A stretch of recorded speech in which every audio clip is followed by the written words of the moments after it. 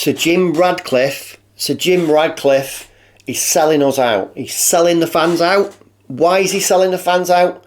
Because he's offering a deal for Manchester United that will enable Joel and Avram Glazer to stay as shareholders or stakeholders, however way you want to put it, at the club.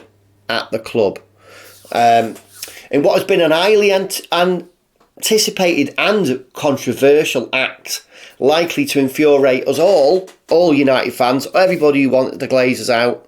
We're all going to be mad about this, and it's basically enabling the Glazers to stay.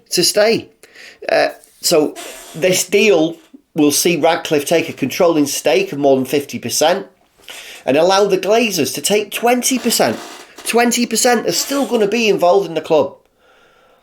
Come on, we want Jazim, we want the Sheikh.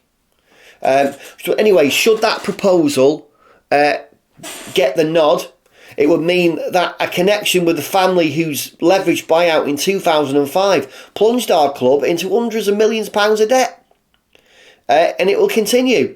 And since they took over in dividends, there's a report saying they've took over £1.1 billion out of the club, which is crazy. Those close to the bidding process right now, which is run by US merchant bank the Rain Group, say that the prospect may well prove to be the Glazers' preferred option, with the two Glazer brothers, so that's Avram and Joel, they're members of their family who are mostly involved with the club. It's thought that a lot of other minor Glazer stakeholders, so there's a few of them, not just Joel and Avram, they're looking to offload their shares in the club. And it's thought that if Sir Jim takes 50, the Joel and Avram have 20, and it's thought that the rest of the shareholders that make up the shareholders will remain as shareholders. Imagine this. So if this comes to fruition, there's a promise. And the promise is that there'll be further investment from Ineos to redevelop Old Trafford and build a new stadium, upgrade the training ground, and provide substantial transfer funds for manager Eric Ten Hag. Now, when the Rain Group oversaw the sale of Chelsea last summer, the successful bidders paid £2.5 billion and pledged another £1.75 billion in investment. So, as you know, the deadline for new bids is tomorrow, and we're expecting that the Qatari Sheikh Jazim bin Hamad Al Thani will present his concluding offer, which is for full control of United.